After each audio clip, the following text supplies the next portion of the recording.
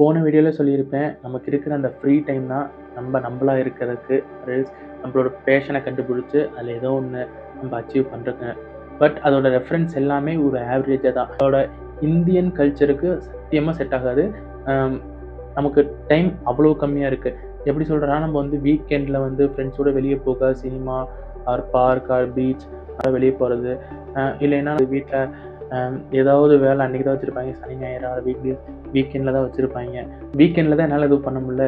வீக்கெண்டில் ஷிஃப்ட் முடிஞ்சதுக்கப்புறம் ஏதோ ஒன்று பண்ணலான்னா அங்கே தான் கொண்டு வந்து வைப்பாங்க வெளியே டெட்லைன்னு. அதெல்லாம் ஓவர் டைம் பண்ணி முடிச்சுட்டு வீட்டுக்கு வந்தோம்னா அங்கே ஒரு டெட்லைன், அங்கே நமக்கு ஒரு வேலையை வச்சுருப்பாங்க. ஸோ இதெல்லாம் மைனஸ் பண்ணி பார்க்கும்போது இவ்வளோ இருக்கிற, அதாவது இவ்வளோ தான் நமக்கு அந்த ஃப்ரீ டைம். இந்த ஃப்ரீ டைம் சுருங்கி இவ்வளோ ஆயிடுது. இந்த வீடியோ எதுக்காகனா, இப்படி சுருங்கி இருக்கிற நம்ம ஃப்ரீ டைமை மறுபடியும் இந்த இடத்துக்கு கொண்டு வரது எப்படின்னு அது ஒரு சின்ன ட்ரிக்.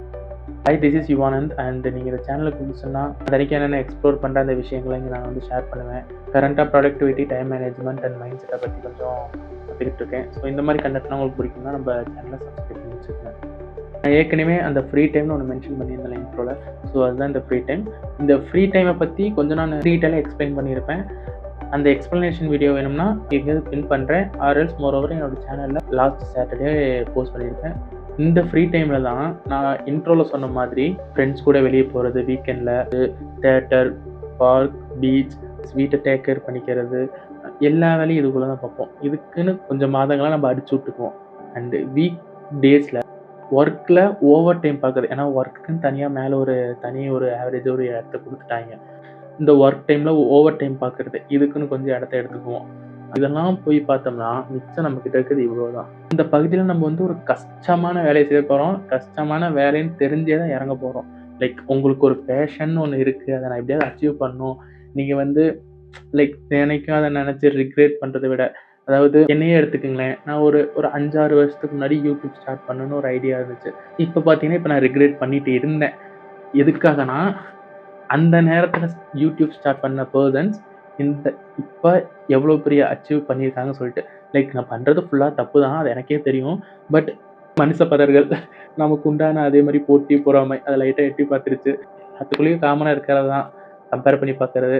கம்பேரிசன் தப்பு தான், பட் செல்ஃப் கம்பேரிசன் ரொம்ப ரொம்ப தப்பு. பட் நான் இங்கே வந்து கம்பேரிசன் சொல்கிறத விட அந்த நேரத்தில் ஸ்டார்ட் பண்ணியிருந்தோம்னா எப்படின்னு சொல்லிட்டு அது ஒரு டிப்ரெஷன் பார்ட் தான். அதுலேருந்து வெளியே வந்துட்டேன். பட் நான் எப்படி பார்ப்பேன்னா, ஒரு யூடியூப் சேனல் ஓப்பன் பண்ணி அவங்களோட எப்போ ஸ்டார்ட் பண்ணியிருக்காங்கன்னா ஒரு டேட் அங்கே அவங்க சேனல் இன்ஃபோவில் அதை பார்த்து ரிக்ரெட் பண்ணிட்டு இருந்தேன். பட் மோரோவர் ஏதோ ஒன்று ஸ்டார்ட் பண்ணுறேன்னு வச்சிங்களேன், அதுதான் உங்களுக்கு ஆகக்கூடாதுன்னு நான் நினைக்கிறேன். லைக் நான் பண்ண தப்ப வீடியோவை பார்த்துட்டு இருக்கவங்க, லைக் சப்ஸ்கிரைபராகவும் இருக்கலாம், அரல்ஸ் சப்ஸ்கிரைப் பண்ண போகிறவங்களாகவும் இருக்கலாம், பண்ணிடுங்க சரிங்களா? மறக்காமல் சப்ஸ்கிரைப் பண்ணிடுங்க. யாராக வேணால் இருங்க. பட் இந்த தப்பை யாரும் பண்ணக்கூடாதுன்னு நான் நினச்சேன். என்னென்னா, அந்த ஒரு ஹார்ட் பாயிண்ட்னு சொன்னால அந்த நமக்கு இருக்கிற சின்ன இடத்த அதில் எப்படியாவது உங்களோட பேஷனை ஃபைண்ட் பண்ணி உங்களோட ஃபுல் பொட்டென்ஷியலை போட்டு உங்களோட பேஷனில் ரொம்ப அப்சஸ்டாக இருந்து வெறித்தனமாக இருந்து அதுக்காக உழைங்க. உங்களோட ஃபுல் பொட்டென்ஷியலை போடுங்க. அண்டு தூக்கம் டைம் எதுவும் பார்க்காதீங்க.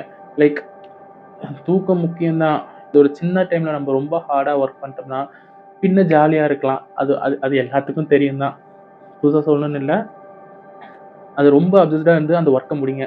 எப்போ உங்களோட பேசிக் லைஃப்பை லீட் பண்ணுறதுக்கான ஒரு மணியை உங்களால் அதுலேருந்து ஜென்ரேட் பண்ண முடியுதோ அப்போ உங்களோட மெயின் ஒர்க் அது உங்கள் இஷ்டம். என்னோட பாயிண்ட் ஆஃப் வியூ நான் என்ன பண்ணுவேன்னு சொல்ல வரேன். என்னோட மெயின் ஒர்க்கை நான் வந்து விட்டுறலாம், அந்த மாதிரி ஒரு மைண்ட் செட்டில் தான் இருக்கேன் ரைட் நவ்.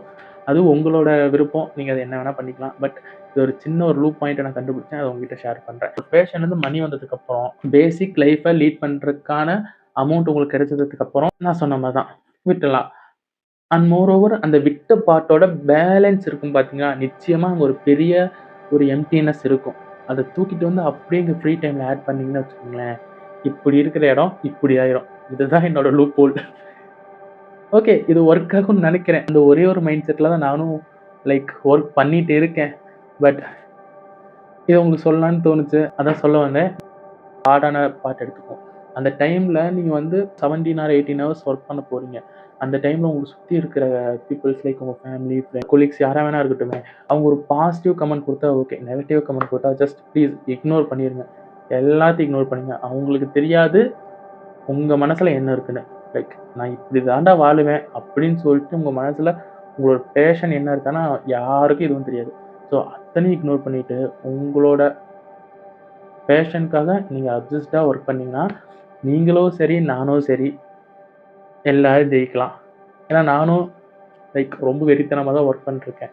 இப்போ டைம் பார்த்தீங்கன்னா லைக் 3 ஆகுது. 3 மணிக்கு உட்காந்து எடுத்து வீடியோ எடுத்துக்கிட்டு இருக்கேன். இதை எடுத்துட்டு தான் இன்னைக்கு தூங்கணும்னு நான் முடிவு பண்ணேன். அவ்வளவுதான் எடுத்துட்டேன். லைக் வீக்லி ஷெட்யூல் போட்டு வச்சுக்கங்க. அதுக்கு ஒர்க் பண்ணுங்க. வீக்கெண்டில் ரிவ்யூ பண்ணுங்க. உங்களோட ஒர்க்கை எப்படி இருந்துச்சுன்னு மானிட்டர் பண்ணுங்க.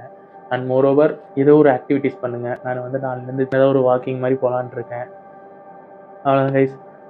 நான் இன்னைக்கு சொல்ல வந்த இன்ஃபர்மேஷனை ஃபுல்லாக சொல்லிட்டேன்னு நினைக்கிறேன்.